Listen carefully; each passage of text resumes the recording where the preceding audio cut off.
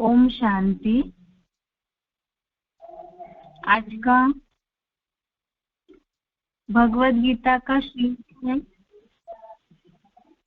दूसरे अध्याय का 64 नंबर श्लोक, अध्याय सेकंड, श्लोक नंबर 64। श्लोक है राग द्वेष वस्तु विषयान निंदुश्चरन् आत्मवशे विद्धि आत्मा प्रसादम अधिगच्छति। श्लोक दोबारा। राग द्वेषयुक्तेषु विषयान् इन्द्रियश्चरन् आत्मवशे विद्धि आत्मा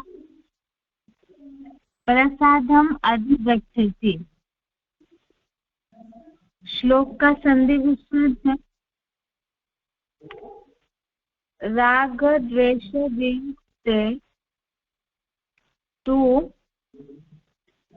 विषयान् इंद्रिये चरन् आत्मवशे विधेयात्मा प्रसादम अधिगच्छति। संधि विच्छेद दोबारा। राग द्वेष वियुक्ते तु विषयान् इंद्रिये चरन् आत्मवशे विधेयात्मा प्रसादम अधिगच्छति। अभी शब्दों का अर्थ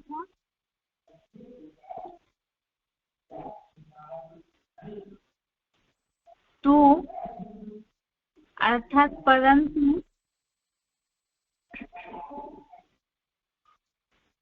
राग द्वेष वियुक्त अर्थात राग द्वेष से विहीन, विधेयात्मा अर्थात अनुशासित होने वाला, आत्मवशे अर्थात आत्मा की वशीभूत, इंद्रिय अर्थात इंद्रियों से, विषयान अर्थात भोग, चरण अर्थात भोगते हुए, प्रसादम अर्थात प्रसन्नता को, अधिगच्छति अर्थात पाता है। श्लोक का अर्थ दोबारा, शब्दों का अर्थ दोबारा। तू अर्थात परंतु, राग द्वेष अर्थात राग द्वेष से विहीन, विधेयात्मा अर्थात अनुशासित मन वाला, आत्मवशे अर्थात आत्मा की वशीभूत, इंद्रिय अर्थात इंद्रियों से, विषयान अर्थात भोग, चरण अर्थात भोगते हुए, प्रसादम अर्थात प्रसन्नता को, अधिगच्छति अर्थात पाता है। श्लोक का अर्थ है परंतु राग द्वेष से विहीन, अनुशासित मन वाले, आत्मा की वशीभूत इंद्रियों से भोग भोगते हुए प्रसन्नता को पाता है। श्लोक का अर्थ दोबारा। परंतु राग द्वेष से विहीन, अनुशासित मन वाला, आत्मा की वशीभूत इंद्रियों से भोग भोगते हुए प्रसन्नता को पाता है। जो अभी तक हम श्लोक में देख रहे थे, जैसे 2 दिन से श्लोक में देखा है कि ज्यादा आसक्ति आती है, और आसक्ति के विषयों का ध्यान करने से, अर्थात जो भी सुख भोगा हुआ है उसका ध्यान करने से, उसके बारे में सोचने से आसक्ति निर्माण होती है, अटैचमेंट निर्माण होता है उन सुखों के प्रति। बार बार वही बातें मन में चलती है और उसके कारण फिर इच्छाएं जागृत होने लगती है पुनः दोबारा, जिनका त्याग किया होगा पुरुषार्थियों ने। और उन इच्छाओं की पूर्ति जब नहीं होती है तब अनियंत्रित क्रोध आता है, और क्रोध से बुद्धि स्मृति भ्रष्ट होती है, और बुद्धि के नाश होने से मृत्यु होती है। इसीलिए ही ये तो रिजल्ट बताया कि किस कारण से मनुष्य पतन की ओर जाते हैं, नीचे गिरते हैं, अनिश्चय रूपी मृत्यु होती है या जीवन में असफल होते हैं।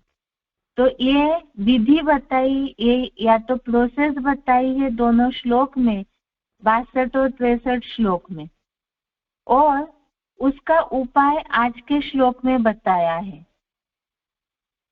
ये बताया कि वास्तव में आसक्ति और क्रोध, इसके कारण ही सब कुछ नष्ट होता है, मूढ़ता आती है।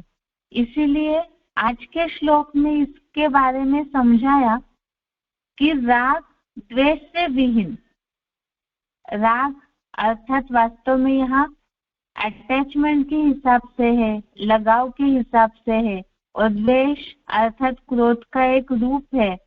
तो राग और द्वेष से विहीन माना, दूसरी बात यहाँ न आसक्ति हो, अटैचमेंट भी न हो, और द्वेष घृणा वो भी न हो। तो बैलेंस होना चाहिए, इस भाव से ये शब्द बोला, आसक्ति या द्वेष से विहीन अर्थात उसके रहित, उसको पूरा त्याग किया हुआ, ऐसे अनुशासित मन वाला, आत्मा की वशीभूत इंद्रियों से भोग भोगते हुए प्रसन्नता को पाता है। अनुशासित मन वाला, यह शब्द है अनुशासन, अर्थात मन के ऊपर अनुशासन करने वाला, मन को कंट्रोल में चलाने वाला जो होगा, अर्थात जिनका मन राग द्वेष से विहीन है, राग अर्थात अटैचमेंट और द्वेष को भी छोड़ दिया है, त्यागा है, उससे रहित है, ऐसे अनुशासित मन वाला आत्मा की वशीभूत इंद्रियों से, अर्थात जिसका मन कंट्रोल में, अनुशासन में रहना अर्थात ही कंट्रोल में रहना, और जिनका मन कंट्रोल में है, मनरेव आत्मा कहा जाता है।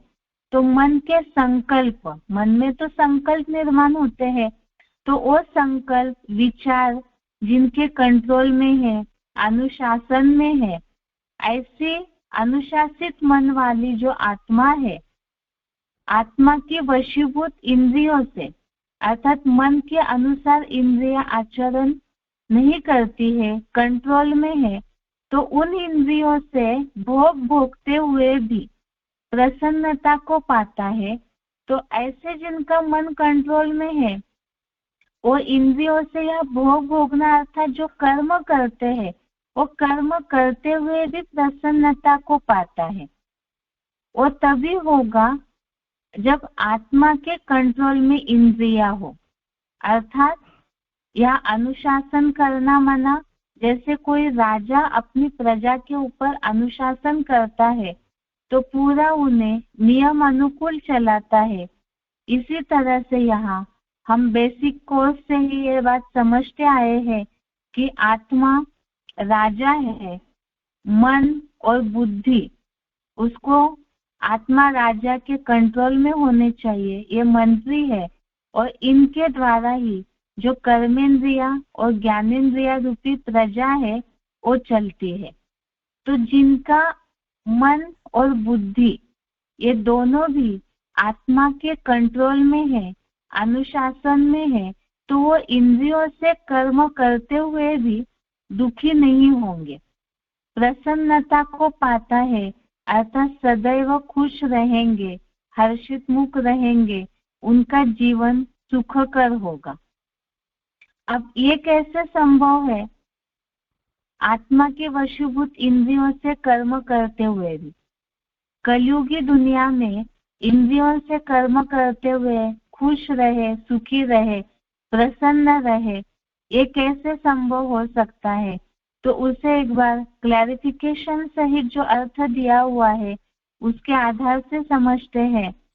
क्लैरिफिकेशन सहित अर्थ देखिए, परंतु राग द्वेष से विहीन अनुशासित मन वाला, पक्षपात रहित, साक्षी दृष्टा, राजयोगी, राजयोग शासित, आत्मा की वशीभूत इंद्रियों से धर्मानुकूल, हिंसाहीन, समुचित भोग भोगते हुए अविनाशी प्रसन्नता को पाता है। सुख देने से ही सदा सुख होता है। अब यहाँ बात आई सबसे पहले अनुशासित मन वाला, इसके आगे लिखा हुआ है पक्षपात रहित, साक्षी दृष्टा, राजयोगी, राजयोग शासित। अब राजयोग शासित या राजयोगी भारत का प्राचीन राजयोग प्रसिद्ध है, जिसमें बताया है वास्तव में राजयोग, एक तो राज भरा हुआ है इस योग में, दूसरा ये राजाई वाला योग है, अर्थात आत्मा राजा अपने शरीर रूपी जो इंद्रिया है, कर्मेंद्रिया है, ज्ञानेंद्रिया है, उस प्रजा को कंट्रोल में चलाए। और ये तभी हो सकता है जब आत्मा का परमात्मा से पूरी तरह से बुद्धियोग जुड़ा हुआ होगा। तब मन जो है एक में अगर लगा हुआ है, ईश्वर में ही पूरी तरह से मन लगा हुआ है, तो वो मन भटकेगा नहीं, क्योंकि जो भटकता हुआ मन है, जैसे कोई राज्य में प्रजा ही पूरी तरह से आतंक मचा रही हो, अपने अनुसार ही चल रही हो, तो उस प्रजा में कभी भी शांति नहीं रहेगी, उस राज्य में कभी शांति नहीं रहेगी। इसी तरह से मन और बुद्धि अगर इंद्रियों के अनुसार इंद्रिय सुखों की ओर ही दौड़ के वैसे ही चल रही है, इंद्रियों के सुखों को ही भोग रही है, तो अलग अलग इंद्रियां है और सब अपने सुखों की ओर मन बुद्धि को खींचेगी। कभी आंख अपनी ओर खींचेगा, कभी कान अपनी ओर खींचेगा, कभी हाथ पांव अपनी ओर खींचेगी, और भी जो भ्रष्ट इंद्रियां है वो अपनी ओर खींचेंगे। तो इस तरह से वैरायटी सुखों में जब मन बुद्धि डूबती है तो उसी के कारण अस्थिरता आती है और अशांति होती है। अर्थात जब बहुत सारी जगह मन भटकता है और बुद्धि उसके वशीभूत होती है, तब वही अशांति, दुख आत्मा को होता है। और इसीलिए ही अनुशासन में रहना जरूरी है, अर्थात ही शासन करना, अर्थात कंट्रोल में रहना। तो आत्मा ज्योति बिंदु में जिनका मन लगा हुआ होगा, लगातार ये प्रैक्टिस होगी कि मैं देह नहीं हूँ, मैं आत्मा हूँ, और मन बुद्धि उस आत्मा स्टार में एकाग्रता की प्रैक्टिस करती होगी, तब वही जब अपने देह से ही अटैचमेंट नहीं रहेगा, आत्मा की ओर बुद्धि जाएगी, तो न अटैचमेंट अपने देह से नहीं रहेगा, तो और जो देह के संबंधी, देह के पदार्थ है, उनकी ओर भी दौड़ेगा नहीं मन बुद्धि। तो जो इच्छाएं वैरायटी प्रकार की निर्माण होती है, वो इच्छाएं भी निर्माण नहीं होगी। इसी के लिए बताया कि ये तो हो गया पक्षपात रहित साक्षी दृष्टा। अब यह राग या द्वेष, अर्थात पक्षपात तभी होगा जब देह के पदार्थ, देह के संबंधियों में कहीं ना कहीं या तो अटैचमेंट होगा या तो द्वेष, घृणा, ये क्रोध के जो छोटे छोटे भाई है ये होंगे, तब वही पक्षपात निर्माण होगा। और जहाँ अनुशासित मन है तो वहां पर इन सब बातों की बात ही नहीं आएगी, तो पक्षपात रहित और साक्षी दृष्टा अर्थात ही बैलेंस वाली स्थिति, जिसके लिए बताया देखते हुए भी न देखना, सुनते हुए भी न सुनना, आत्मा में ही जिनकी मन बुद्धि पूरी लगी हुई है। तो ऐसे जो आत्मा की वशीभूत इंद्रियों से भोग भोगते हुए, अब वो भोग भोगते हुए भी कैसा भोग भोगेंगे, इसके लिए भी बताया धर्मानुकूल। यह भोग भोगना अर्थात इंद्रियों से जो भी कर्म करते हैं, तो वो कर्म करते हुए कहीं ना कहीं सुख की ओर आसक्ति खींचती है। तो इसके लिए बताया कि वो हर कर्म धर्मानुकूल हिंसाहीन समुचित भोग भोगते हुए अविनाशी प्रसन्नता को पाता है, अर्थात जो निरंतर की प्रसन्नता। इसके पहले भी हमने समझा है अतीन्द्रिय सुख की परिभाषा, जितना अंतर्मुखी सदा सुखी। और यहाँ शब्द आया है अविनाशी प्रसन्नता। सदैव सुख और अविनाशी प्रसन्नता तभी प्राप्त हो सकती है जब यहाँ ब्रैकेट में लिखा हुआ है कि समुचित भोग भोगते हुए भी वो तरीका होगा धर्मानुकूल और हिंसाहीन। अभी हर कर्मेंद्रिय से हम धर्मानुकूल कर्म कर रहे हैं या नहीं, हिंसाहीन अर्थात हिंसा से विरहित, हिंसा को जिसने छोड़ा हो, ऐसा हिंसाहीन धर्मानुकूल कर्म भोग भोगते हुए अविनाशी प्रसन्नता को पाता है। सबसे पहली बात है धर्मानुकूल। तो धर्म क्या है? हमने भगवत गीता में एक श्लोक देखा था बेसिक कोर्स में, स्वधर्मे निधनम श्रेय परधर्म भयावह। अब स्वधर्म क्या है, इसे भी हमने समझा है एडवांस कोर्स के आधार से। स्वस्थिति में टिकना, आत्मा की स्थिति में टिकना, यही स्वधर्म है। और वो स्वधर्म अर्थात आत्मिक स्थिति ही स्वधर्म है। और देहभान रावण से आता है, जिससे परधर्म तैयार होता है। तो ऐसे प्रजा कर्मेंद्रियों के अनुसार जो नहीं चलेंगे, रावण के अंडर नहीं चलेंगे, आत्मा के ही कंट्रोल में अनुशासित मन में, मन जिनका अनुशासित है, ऐसे आत्मा की वशीभूत इंद्रियों से जो कर्म करते हैं वो धर्मानुकूल है। अर्थात स्वस्थिति में रहकर जो कर्म करते हैं वो स्वधर्म है, आत्मिक स्थिति। अब वो धर्मानुकूल है अर्थात ही जो आत्मिक स्थिति, सबसे पहला श्रीमत धर्मानुकूल चलना अर्थात ही जहाँ सत्य सनातन धर्म की स्थापना हो रही है, तो उसका सबसे पहला श्रीमत है अपने को आत्मा समझो। और उसी अनुसार ही आत्मिक स्थिति के आधार से ही हर धर्म जो स्थापन हो रहा है, सनातन धर्म, उसके लिए हर कर्मेंद्रिय के लिए मुरलियों में श्रीमत दिया हुआ है कि हर कर्मेंद्रिय से हमें कैसे कर्म करना चाहिए। और वही श्रीमत अनुसार जो कर्म है, आत्मिक स्थिति में रह करके जो इंद्रियों से साक्षी होकर के केवल कर्म करना है, अनिवार्य कर्म करना है, इसी अनुसार जो साक्षी होकर के कर्मों को करते हैं, तो वो धर्मानुकूल कर्म है। अर्थात ऐसे भोग भोगते हुए भी अविनाशी प्रसन्नता को पाता है। और साथ में हिंसाहीन, हिंसाहीन कैसे होंगे कर्म, इसके लिए भी मुरलियों में शिव बाबा ने बताया है, किसी की भी ईश्वरीय स्थिति अगर हमारे कोई भी कर्म से हिलती है, ईश्वर के द्वारा, ईश्वरीय श्रीमत के द्वारा, ईश्वर को याद करते करते जिन्होंने अपनी स्थिति जैसी बनाई है, तो उस स्थिति को हमारे कोई भी कर्मेंद्रिय के कर्म से अगर हम हिलाने के निमित्त बनते हैं, तो वो हिंसा में ही गिना जाता है। अब इसे कैसे समझें? इसके लिए हम यहाँ तो समुचित इंद्रिया बोला हुआ है, आत्मा की वशीभूत इंद्रियों से समुचित भोग भोगते हुए। खास तो भगवत गीता में इसके पहले भी हमने देखा काम और क्रोध, इन दो बातों के ऊपर ही खास बोला हुआ है, और बाकी जो विकार है उसके साथ साथ एक्स्ट्रा में आते हैं, उसके पीछे पीछे ऐड हो जाते हैं।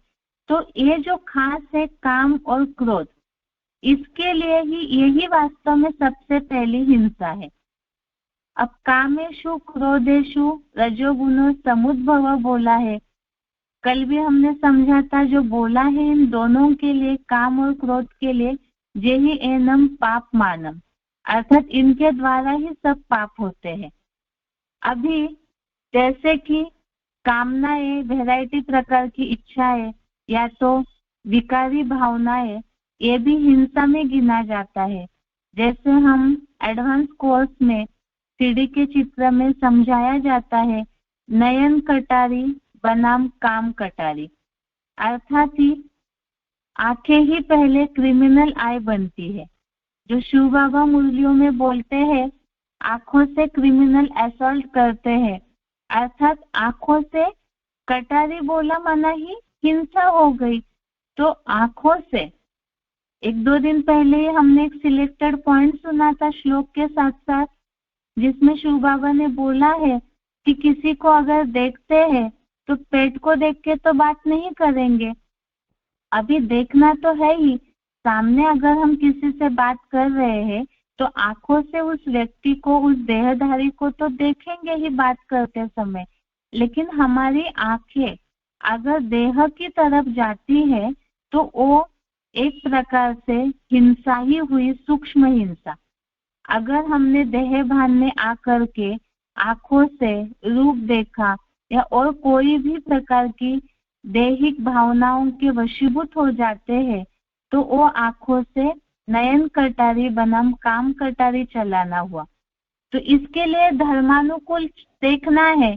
आंखों से धर्मानुकूल देखना मतलब आंखों के लिए श्रीमत दिया हुआ है, जिसको भी देखते हैं तो उनके भ्रुकुटी में ही, आत्मा स्टार में ही बुद्धि जानी चाहिए कि शिव बाप की संतान है और ये आत्मा है।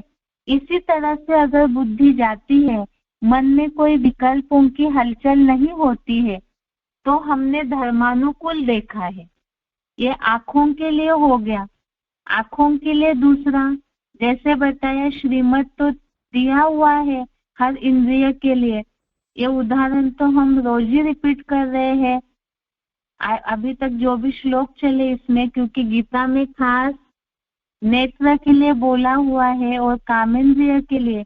तो आंखों से अलग अलग प्रकार की वैरायटी सीन देखना, जिससे आंखें क्रिमिनल हो जाती है, तो ये अपने आप में ही हम अपनी आंखों की हिंसा कर रहे हैं। इसीलिए श्रीमत अनुसार ही देखना है। तो ये धर्मानुकूल आंखों का उपयोग किया, आंखों से भोग भोगना हुआ, तो इससे मन में कभी भी हलचल नहीं होगी, प्रसन्नता को पाता है। जैसे मुरलियों में बोला हुआ है, अगर श्रीमत पर कदम होगा तो मन में कभी भी हलचल नहीं होगी। तो इसका मतलब आंखों से अगर हम जो भी देखते हैं, मन चलायमान नहीं हुआ और कोई भी प्रकार के संकल्प विकल्पों का खून नहीं बहता है, तो क्योंकि हिंसा की तो खून बहेगा ही। अगर हमारे मन में संकल्पों का खून बहता है, विकल्पों का बार बार हलचल होती है, अस्थिरता आती है, तो खुद ही अपने आप को चेक करना है कि हमने आंखों से हिंसा की है। ऐसे ही कान है, कानों से हमें सिवाय जो शिव बाबा ने बोला है, लक्ष्मी नारायण के चित्र में इस बात को समझाया जाता है कि कानों से सदैव एक का ही सुनो, एक से ही सुनो। तो इस प्रकार से कानों को भी धर्मानुकूल चलाना है। इसके अलावा अगर हम श्रीमत के बरखिलाफ मनोरंजन के हिसाब से अगर कोई बातें सुनते हैं कानों के लिए, इसमें बहुत सी बातें आती है। कन रस एक ऐसा रस है जिसमें डूब जाता है कई बार व्यक्ति, जिसके लिए बताया कि कानों से ऐसे ही बातें जो शिव बाबा की ही बातें सुने, अगर हम निंदा सुनते हैं, मनोरंजन के लिए अलग अलग प्रकार की म्यूजिक, बहुत सारी वैरायटी दुनियावी संसार समाचार सुनते हैं, तो ये भी हिंसा हुई। क्योंकि कान और आंख ये आत्मा के बहुत नजदीक की इंद्रियां है, और इसके द्वारा जो कुछ भी हम ग्रहण करेंगे तो उसके अनुसार मन में संकल्प या विकल्प जरूर चलेंगे। तो खुद ही इससे चेक कर सकते हैं कि हमारे मन में श्रीमत अनुसार संकल्प चल रहे हैं या नहीं। इससे हम खुद चेक करें कि हमारी अंदर हिंसा चल रही है या नहीं। इसी तरह से और भी इंद्रियां है, मुख है, जिसके द्वारा एक तो वाचा चलती है, तो बोल के लिए भी बोला जाता है। जैसे एक दैनिक भाषा में भी बोलते हैं कि ऐसी बातें करते हैं जैसे घाव लग जाता है, तीर चलाते हैं। तो वाचा से भी शिव बाबा ने, ये अव्यक्तवाणी में भी बाप दादा ने बोला है कि ऐसे बोल होने चाहिए जिससे किसी के दिल को ठेस न पहुंचे। अर्थात ही धर्मानुकूल और हिंसा विरहित आचरण कैसे होगा? तो मनसा, वाचा और कर्मणा। पहले तो मनसा की बात आई। मनसा के द्वारा विकल्पों का खून न बहे, इससे जो वाइब्रेशंस निकलते हैं, कई बार ऐसे होता है कईयों के वाइब्रेशन से भी आसपास वालों को दुख भासता है, तो ये वाइब्रेशंस की हिंसा हुई। हमारे अंदर से अगर लगातार शुभ संकल्प, शुभ भावनाएं चलती है, श्रीमत अनुसार ही संकल्पों का खून बहता है, तो धर्मानुकूल है, जिससे किसी को वाइब्रेशन मात्र भी दुख नहीं होगा। इसके बाद बताया ज्ञानेंद्रियों के लिए, आंखों के लिए बताया, कानों के लिए भी बताया, श्रीमत अनुसार ही बातें सुने। ऐसे ही वाचा के लिए बोल जो निकले, बोल के लिए भी श्रीमत है, कम बोलो, धीरे बोलो और मीठा बोलो, तो ये धर्मानुकूल हिंसाहीन हो गया। इसी तरह से अब मुख में और एक बात है, एक तो बोल है, दूसरा हम ग्रहण करते हैं खान पान, तो इसे भी धर्मानुकूल ही स्वीकार करें। अब अन्न दोष और संग दोष, इससे बचे, इसके लिए जो भी श्रीमत दिया हुआ है उसे ही धर्मानुकूल कहा जाएगा। अब इस तरह से अगर हम मनसा हो गया, वाचा हो गया और कर्मणा के लिए, इसके लिए तो खास श्रीमत दिया हुआ है कि कर्मणा के द्वारा हिंसा नहीं करनी है, बाहुबल नहीं चलाना है। ये तो सभी ज्ञान में चलने वाले ब्राह्मण जानते हैं कि किसी भी तरह से बाहुबल का प्रयोग न हो। और इस तरह से अगर कर्मणा में नहीं आएगा, पहले तो मनसा में तूफान आता है, उसके बाद ज्ञानेंद्रियों में जैसे कि क्रोध आया, इच्छाएं पूरी नहीं हुई तो क्रोध आता है, तो क्रोध से डायरेक्ट ही कोई बाहुबल पे उतर तो नहीं आते हैं। सबसे पहले तो आंखें लाल लाल करते हैं, तो क्रोध में अगर आंखें लाल होती है, चेहरा लाल हो जाता है, तो भी हिंसा हुई। क्योंकि हमारी जो एक्टिविटी है, जैसे शिव बाबा बोलते हैं मुरली में कि माया एक्टिविटी ऐसे करती है, तो एक्टिविटी अगर हमारी माया के, रावण के वशीभूत होके होती है, जिसके कारण सामने वालों को दुख होता है, तो ये जो सूक्ष्म दुख की भासना होना, ये भी हिंसा है। जैसे देवताओं के लिए यहाँ तो भगवत गीता में अर्जुन को खास स्वर्ग में जाने का रास्ता बताया जा रहा है, और जो भी नंबरवार पुरुषार्थी है वो भी गीता ज्ञानामृत के द्वारा नंबरवार देवता पने का पुरुषार्थ कर रहे हैं। तो जैसे देवताओं के मंदिरों में जाने मात्र से भी किसी को दुख नहीं भासता है, तो अभी चैतन्य में जो पुरुषार्थी है, तो पुरुषार्थी जीवन में हर इंद्रियों को दैवी गुणों से ऐसे श्रृंगारना है जिससे किसी को भी वाइब्रेशन मात्र भी हिंसा या दुख की अनुभूति न हो। तो इसी के लिए ही बताया कि ऐसे समुचित इंद्रियों से जो भी ज्ञानेंद्रिया है, उनसे भी जो भोग भोगते हैं, अर्थात जो सहज कर्म करते हैं, सहजम कर्म कौन्तेय, जो भी कर्म करता है अर्जुन पुरुषार्थी, तो वो सहज कर्म हो जिससे किसी को भी दुख न हो। अगर दुख होता है इसका मतलब जरूर कहीं ना कहीं हमारे मनसा संकल्पों में गलती है, आत्मिक स्थिति में रह करके हमने वो कर्म नहीं किया है। क्योंकि आत्मिक स्थिति में आत्मा के वशीभूत होकर के जो इंद्रियों से कर्म किए जाएंगे साक्षी दृष्टा होकर, तो वो अविनाशी प्रसन्नता को पाता है। इसके लिए खास बताया है, सुख देने से ही सदा सुख होता है। अर्थात हमारे हर इंद्रिय से हम सुख देने का ही कर्म करें। मना अगर मन के संकल्पों में भी अगर कहीं भी अशुभ भावना है, भले ऊपर से दिखने में वो कर्म कर रहे हैं, देखने वालों को लग रहा है कि ये अच्छा कर्म कर रहे हैं, लेकिन अगर किसी को वाइब्रेशन मात्र भी दुख भास रहा है, इसका मतलब कहीं ना कहीं मन अनुशासन में नहीं है। इसीलिए बताया अविनाशी प्रसन्नता को तभी प्राप्त कर सकते हैं जब हम सुख देंगे, तभी ही सुख मिलता है। जैसे शिव बाबा बोलते हैं, दुख देने से दुखी होकर के मरेंगे, दुख की ही प्राप्ति होगी। ऐसे ही सदैव सुख देने से सुख की ही प्राप्ति होगी। इस श्लोक का अर्थ है, एक बार इस श्लोक के अर्थ को दोबारा पढ़ते हैं। परंतु राग द्वेष से विहीन अनुशासित मन वाला, पक्षपात रहित, साक्षी दृष्टा राजयोगी, राजयोग शासित, आत्मा की वशीभूत इंद्रियों से धर्मानुकूल, हिंसाहीन, समुचित भोग भोगते हुए अविनाशी प्रसन्नता को पाता है। सुख देने से ही सदा सुख होता है। तो इस तरह से इस श्लोक में जो बताया हुआ है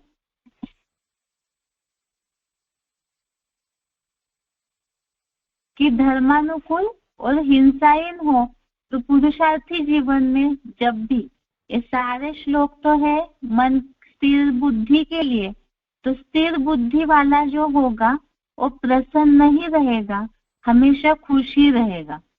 और अगर कहीं भी मायूसी है, मतलब कोई ना कोई इंद्रिय के वशीभूत हुए हैं। ये आज के श्लोक का अर्थ है। एक बार इसे उच्चारण से सुनते हैं और इसके बाद फिर जो कल और परसों श्लोक देखा है, क्रोधात् भवति सम्मोह, और कामनाओं के कारण, आसक्ति के कारण कामनाएं आती है, 62-63 नंबर श्लोक, तो इससे रिलेटेड कुछ सिलेक्टेड पॉइंट्स है, उसे भी सुनते हैं। सबसे पहले उच्चारण।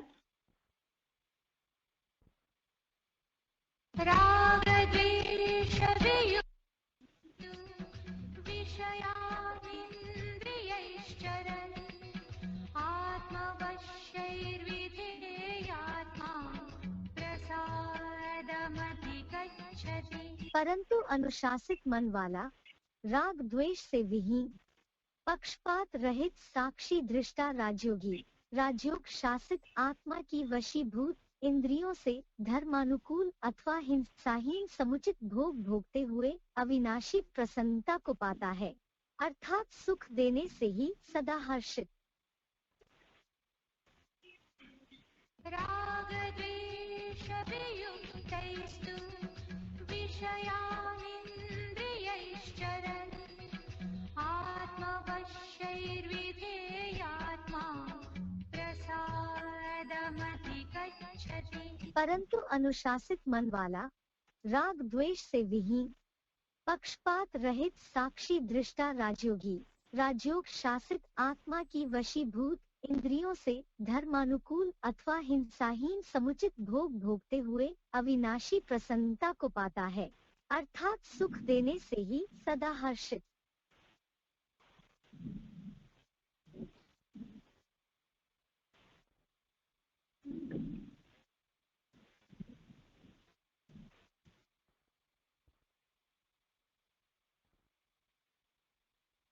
सिलेक्टेड पॉइंट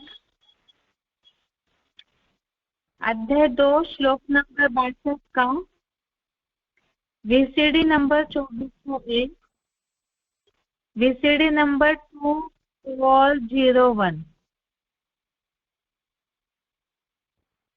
सब धर्म पिताएं इस दुनिया में आते हैं और देहधारियों के संग के रंग में आते आते नीचे गिरते। एक भी मनुष्य आत्मा नहीं है जो संग के रंग में ना आती, क्योंकि गीता में लिखा है संगात संजायते कामा। कोई का संग करेंगे तो जिसका संग करेंगे उसमें आसक्ति होने से कामना जरूर पैदा होगी कि फिर से इसका संग करें। बार बार याद आएगा। इसलिए ब्रह्म वाक्य बाबा ने हमको अलर्ट कर दिया। क्या? कामना माने इच्छा, इच्छा मात्रम अविद्या। इस स्टेज पर पहुंचना है।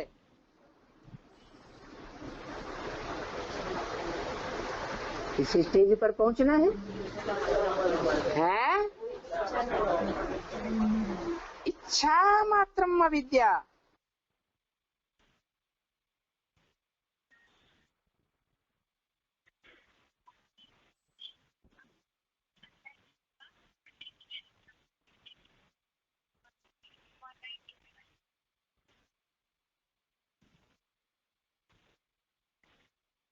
आगे का पॉइंट है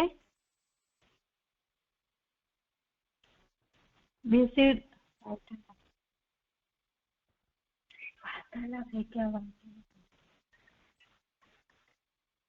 वार्तालाप नंबर 1925, डिस्कशन नंबर 1925।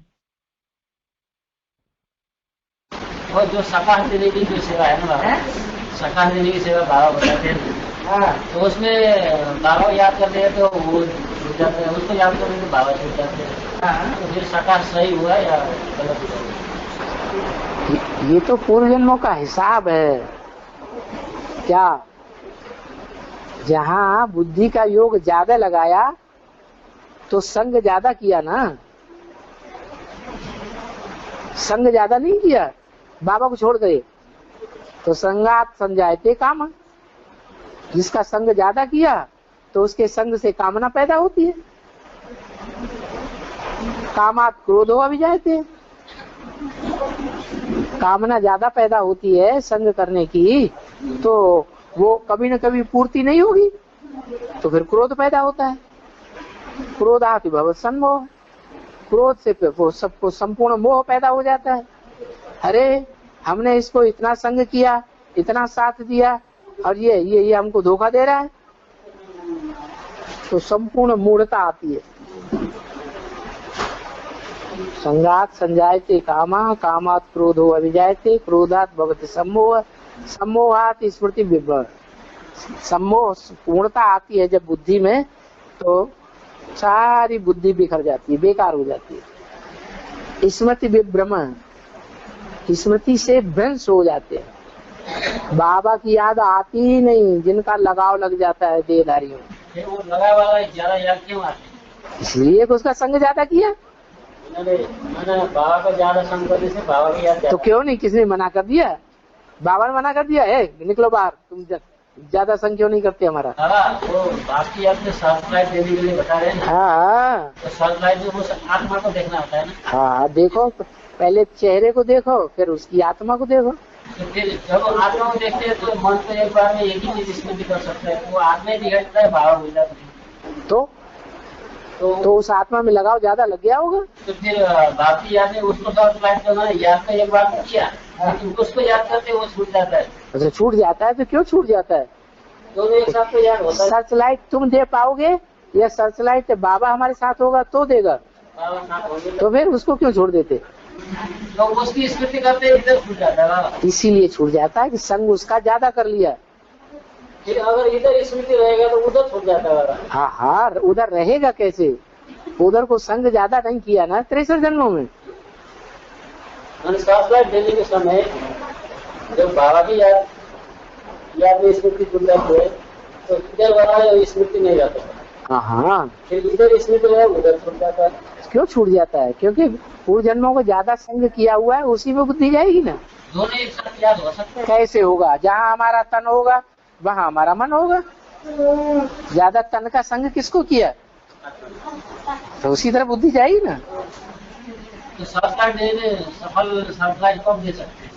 वो सर्च लाइट वही ज्यादा दे सकते हैं जिन्होंने तन और मन और धन की सारी शक्ति बाबा में तुरोहित की है। अभी तो बाबा प्रैक्टिकल में आया हुआ है ना, प्रैक्टिकल में आया हुआ है। तो जहाँ हमारा तन होगा बाबा में तन की सारी शक्ति लगाएंगे तो प्राप्ति हमको होगी।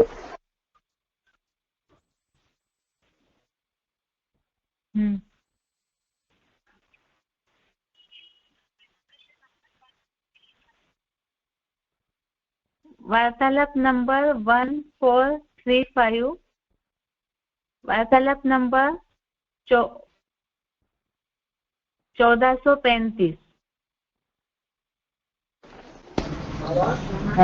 आत्मा में आसक्ति का जन्म कैसे होता है? क्योंकि आत्मा के मूल में प्रयुक्ता और विश्वास। आत्मा में सभी मूल तत्व प्रेम, प्रयुक्ता और विश्वास। हाँ, आसक्ति का जन्म कैसे होता है? आसक्ति कैसे होती है? आसक्ति बाबा ने भी बताई है कैसे होती है। संग का रंग लगता है या नहीं लगता है? और गीता में भी लिखा हुआ है संगात संजायते कामा। ज्यादा संग करेंगे किसी वस्तु का, किसी स्थान का, किसी व्यक्ति का, तो उसके प्रति कामनाएं पैदा होंगी। जिसके प्रति ज्यादा कामनाएं पैदा हो, ज्यादा संकल्प चले, तो उसको कहेंगे लगाओ। क्या? बाबा की याद में बैठे तो बाबा की याद आनी चाहिए ना। लेकिन क्या होता है? जहां हमने ज्यादा संग किया है तन से या मन से या धन से या समय संपर्क से, संबंध से, ज्यादा संग का रिजल्ट क्या होता है? जिसका संग ज्यादा करेंगे उसकी याद जरूर आएगी। एक भगवान ऐसा है जो दुनिया में किसी का भी संग करता है लेकिन उसको संग का रंग नहीं लगता है। और मनुष्य तो भगवान नहीं हो सकता, तो संग का रंग जरूर लगता है।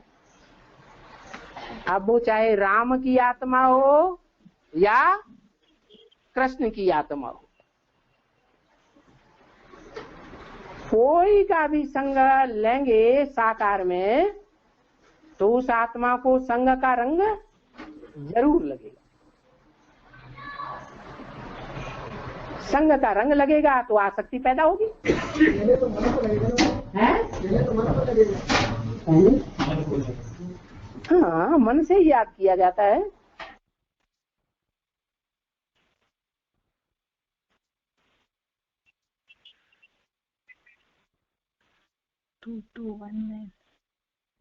VCD number 2219, VCD number 2219। परम पिता परमात्मा शिव ऐसा अकूट भंडार है ज्ञान योग का जो पतित दुनिया में भी आता है, पतितम कामी कांटे में भी आता है, उसको कोई भी संग का रंग नहीं लगता।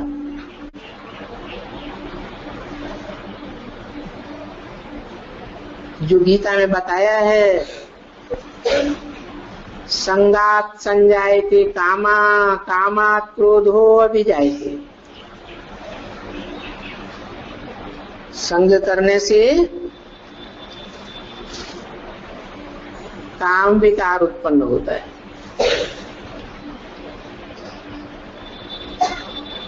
काम विकार की पूरी पूर्ति न होने पर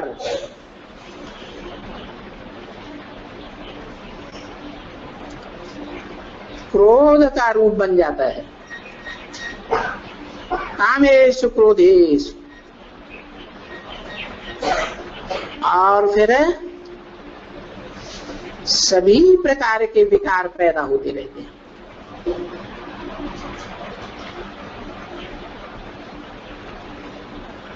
ये बात मनुष्यों के लिए, मनुष्य आत्माओं के लिए लागू होती है, और मनुष्य आत्माओं को दुनिया के सभी प्राणी फॉलो करते हैं। जैसे मनुष्य आत्माओं में कमजोरी आती है, इंद्रियां क्षीण होती जाती है, पतित होती जाती है,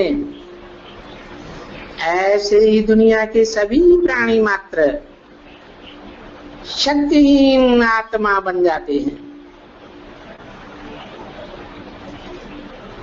ऐसे सभी आत्माएं, सभी प्राणी मात्र पतित बनते हैं।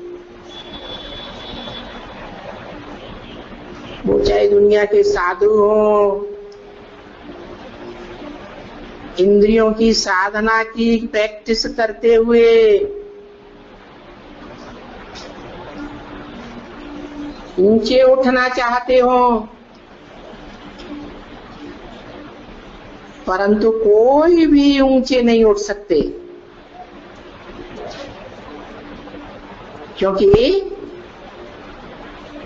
इंद्रियों में पतन का मूल कारण और बड़ा कारण जो काम इंद्रिय है, उसको कोई भी कंट्रोल नहीं कर पाते। न दूसरों को सिखा सकते, खुद भी नीचे गिरते हैं, औरों को भी नीचे फॉलोअर्स को गिराते हैं।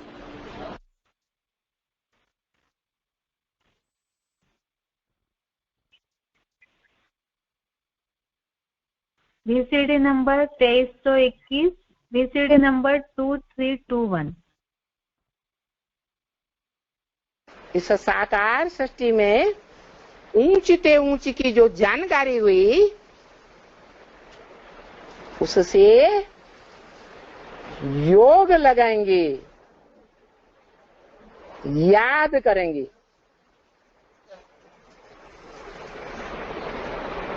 तो क्या होगा? संग का रंग लगेगा। याद कब आती है? कोई चीज देखते हैं तो याद आती है, इंद्रियों से अनुभव करते हैं, इंद्रियों से सुख भोगते हैं तो याद आती है। यहां तक कि याद का इतना प्रभाव है कि दुनिया की हरेक स्त्री जीवन भर जिस पुरुषांग को याद करती है, जिससे ज्यादा से ज्यादा सुख अनुभव किया है, तो अंत समय वो ही याद आता है और अंतमते सोगते हो जाती। उस स्त्री को पुरुष का जन्म मिल जाता है। ऐसे ही पुरुष के लिए है, इतना प्रभाव है याद का। लेकिन वो याद भी इतनी तीखी और इतनी गहरी कैसे होती है, जो अंत में वो ही याद आता है, और दूसरा कुछ याद नहीं आता है। हाँ, वो प्यार कैसे पैदा होता है वो भी गीता में बताया। संगात संजायते कामा, संग करने से क्या, वो देहधारी का, देह की इंद्रियों का संग करने से क्या होता है, संजायते कामा, चाहना पैदा होती है, कामना पैदा होती है, इच्छा शक्ति पैदा होती है, और वो इच्छा शक्ति बार बार याद दिलाती है।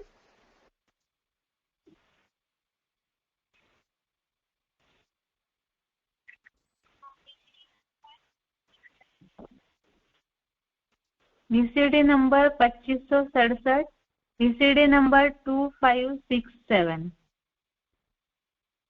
जिसका ज्यादा संग करेंगे वो याद जरूर पड़ेगा। इसलिए गीता में क्या लिखा, संगात संजायते कामा, क्या, संग करने से कामना पैदा होती है। क्या भी इसकी संग और करें और करें और करें, इससे बातें करें, ये करें, इसके साथ रहें, इससे लेन देन करें, ये सारा बुद्धि में चलता रहेगा। तो संग जो है वो रंग जरूर लगाता है। क्या पवित्र होने का साधन क्या बताया, संग से रंग चढ़ता है।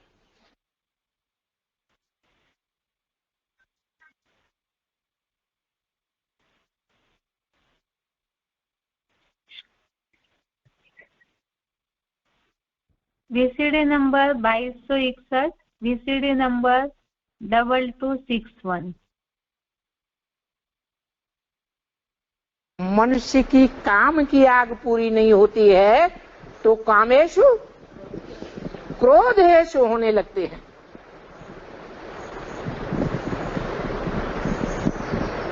और जब क्रोध बहुत बढ़ जाता है तो क्रोध में आकर मनुष्य मूर्ख जैसे काम करता है। देखा होगा कोई कोई क्रोधी ऐसे होते हैं, क्रोध में आकर अपने घर के बर्तन ही फोड़ने लगते हैं।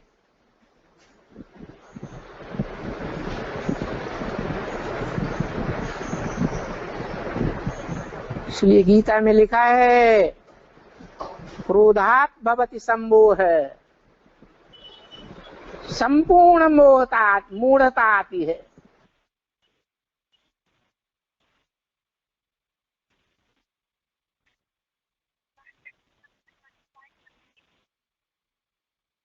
वार्तालाप नंबर 1510, डिस्कशन नंबर 1510। बाबा, सनातन धर्म का मुख्य शास्त्र श्रीमद् भगवत गीता है। दुनिया में पढ़ी भी नहीं जाती। भागवत तो ज्यादातर बिठाई जाती है। क्या गीता पढ़ी नहीं जाती दुनिया में। क्या नहीं पढ़ी जाती? श्रीमद् भगवत गीता। हाँ जी। और भागवत तो फिर भी बिठाई जाती है। नहीं, गीता का पाठ भी होता है, भागवत का भी होता है, लेकिन जहाँ भागवत की कथा होती है वहाँ ढेर के ढेर इकट्ठे हो जाते हैं। अभी भागवत की कथा हुई है या नहीं हुई है? हैं? अभी नहीं हुई है, होने वाली है या नहीं होने वाली है? हैं? होने वाली है, तो उसका नाम पड़ गया भागवत। क्या काम हुआ? भागी, वो ढेर की ढेर साहूकारों की, बड़े बड़े आदमियों की, राजगद्दी नशीनों की कन्याएं भागेंगी और वो कुछ नहीं कर पाएंगे। क्या? क्यों नहीं कर पाएंगे? क्योंकि इस लास्ट के जन्म में गवर्नमेंट के जो भी कानून बने हुए हैं वो हम ब्राह्मणों के लिए बने हुए हैं कि पहले दुनिया वालों के लिए बने हुए हैं? किसकी सेफ्टी के लिए बने हैं? हैं, ब्राह्मणों की सेफ्टी के लिए बने हुए। और शास्त्रों में भी जो नियम कानून है तो किसकी सेफ्टी के लिए है? वो भी हमारे लिए है।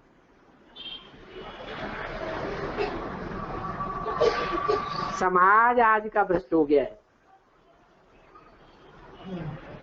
पहले का भारतीय समाज भी ऐसा नहीं था। कन्याओं को बहुत मान देता था। कन्याओं के मान मर्तबे का ख्याल रखता था। उनकी इच्छा के विरुद्ध उनकी शादी या स्वयंवर नहीं किया जाता था। और आज झूठे मान मर्तबे को लेकर के कन्याओं रूपी गौओं की गौकसी हो रही है या नहीं हो रही है? हैं? हो रही है। तो ये बात है।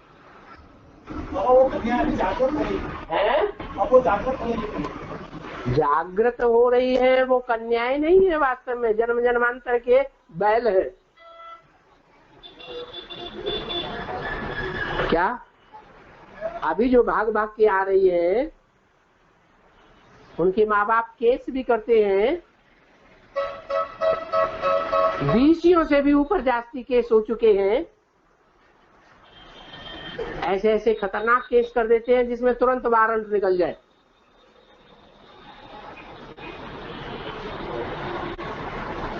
लेकिन कोई भी सफल हो पाते हैं?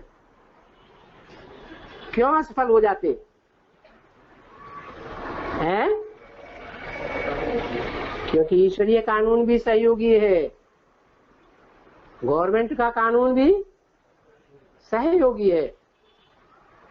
और जो पुराने जमाने के सामाजिक कानून है,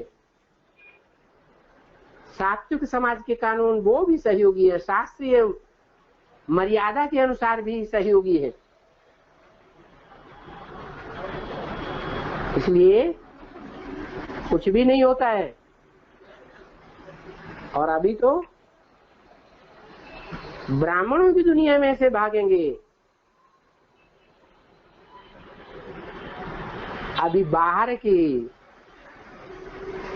नॉन सरेंडर्ड कन्याएं भाग के जा रही है एडवांस में, कि सरेंडर्ड वर्ग की जा रही है।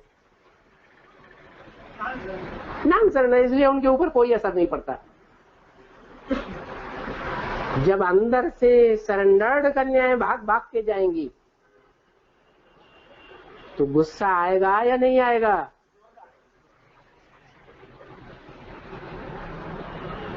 अभी की हालतों में ही वो प्रोग्राम बनाते रहते हैं हर वर्ष कि एडवांस पार्टी के जो मुखिया हैं उनकी वो ही दुर्गति करेंगे, जेल में डाल करके, जैसे इनकी बाबा की दुर्गति की थी। हर साल प्रोग्राम बनाते हैं लेकिन हिम्मत नहीं पड़ती।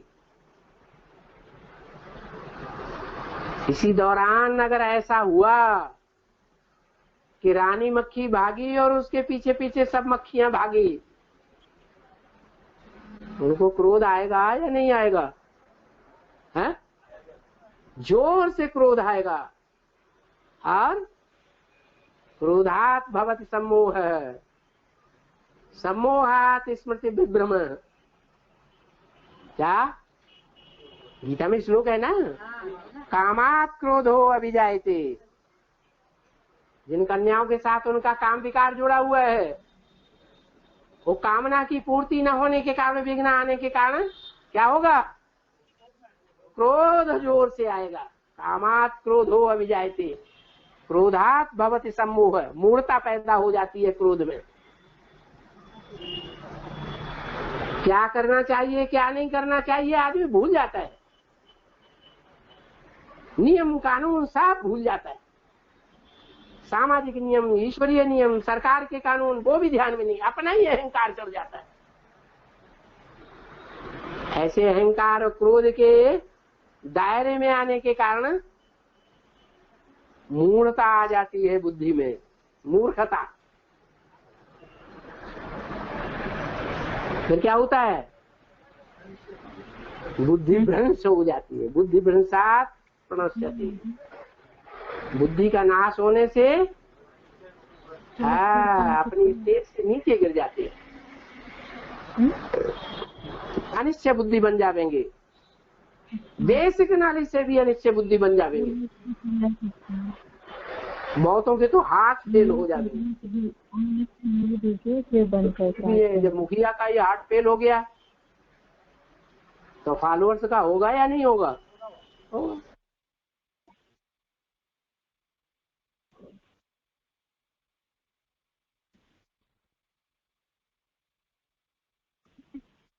सिलेक्टेड पॉइंट का नंबर है 905, सिलेक्टेड पॉइंट नंबर 905। तो पहले नंबर में आज मध्यंत दुख देने वाला है काम, फिर सेकंड नंबर है क्रोध। वो भी बहुत हैरान कर देता है। तो बाप कहते हैं ऐसी ऐसी भूलें करते हैं कि फिर उनको सजा भी देनी पड़े।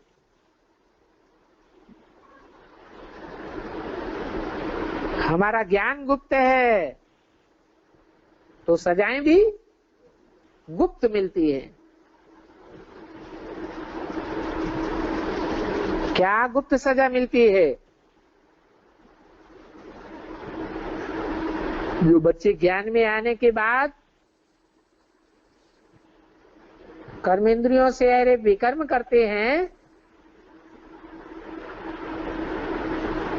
दुख देते हैं, स्वयं भी निस्तेज होते हैं,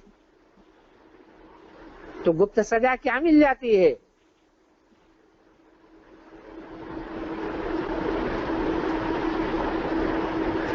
बाबा माया को उस्कार देते हैं। जो बच्चे श्रीमत पर नहीं चलते उनको खूब फटकाओ तो माया बुद्धि का ताला ही बंद कर देती है। और यथा योग ताला बंद करती है। योगी अच्छे हैं तो कम ताला बंद होता है, और अच्छे योगी नहीं है, भोगी ज्यादा है, तो ताला गोदरेज का बंद हो जाता है। बच्चे बेकायदे चलन चलते हैं तो जरूर बाप नाराज होगा। तो ऐसे बच्चे को जास्ती पैसा नहीं देंगे। ऐसे बच्चे को, जो कामी और भोगी किस्म के बच्चे होंगे, ज्ञान में आने के बाद उनको जास्ती पैसा नहीं देंगे। कौन सा पैसा है यहाँ? उनको बुद्धि में ज्ञान धन ज्यादा बैठ नहीं सकता, बुद्धि को ताला ही लग जाता है। बेकायदे चलन से जरूर बाप नाराज होगा ना। तो जिनसे नाराज हो जाता है तो क्या करता है? पैसे देना बंद। धर्मराज बाबा कहते हैं हम और क्या सजा दूंगा, है? मेरे पास कोई स्थूल धन दौलत मिल्कियत तो नहीं है, कल कारखाने तो है नहीं, मेरे पास जो है वो मैं देना बंद कर देता हूं। बाकी हिंसा भी तो कर नहीं सकते।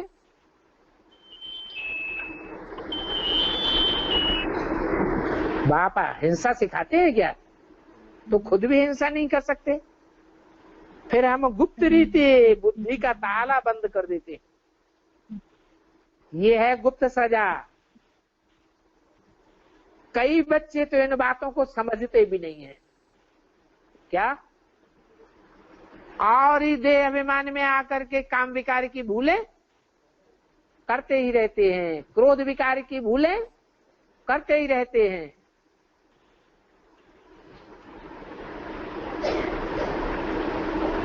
तो उनकी बुद्धि का ताला बंद कर देता हूं। साफ दिल नहीं बनते हैं। समझते भी नहीं है कि साकार को सुनाने बगैर तो शिव बाबा भी नहीं सुनेंगे। क्या करते हैं? समझते हैं कि बाबा तो अंतर्यामी है, हम जो कुछ करते हैं क्या बाबा को पता नहीं है? शिव बाबा तो सब जानते ही है, तो अपनी गलती कब बाप को नहीं बतावेंगे? परंतु बाबा साकार को सुनाने बगैर तो सुनते नहीं है। क्यों? साकार को सुनाने की क्यों दरकार है? अरे निराकार बाप है अंतर्यामी और साकार है बहिर्यामी। उसको जब तक बताएंगे नहीं तब तक उसको पता कैसे पड़े? निराकार को सारा काम लेना किससे है? किसके द्वारा लेना है? साकार के द्वारा। तो साकार को तो बताना पड़े।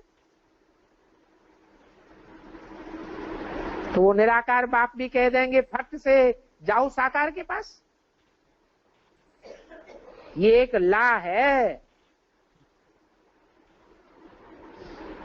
लज्जा तो साकार के सामने बताने में आवेगी कि निराकार को बताने में लज्जा आवेगी? निराकार के सामने लज्जा थोड़ी ही आती है। कोई मरीज डॉक्टर के पास न जाए, सिर्फ ऐसे ही दिल में बैठे बैठे कहता रहे कि हमको ये बीमारी है डॉक्टर साहब ये दवा करो, अंदर ही अंदर बोलता रहे, तो वो डॉक्टर सुनेगा क्या? कोई समझे? हम तो शिव बाबा को बता देते हैं, परंतु ये तो लाई ही नहीं है। साकार के पास तो जरूर आना पड़े।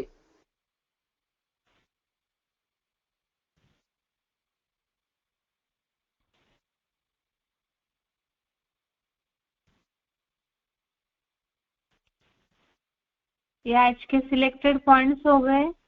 कुछ अव्यक्त होने के पॉइंट्स है वो आगे देखेंगे ऐसे ही रिलेटेड श्लोक आने से। आज के लिए यहाँ तक ही। ओम शांति।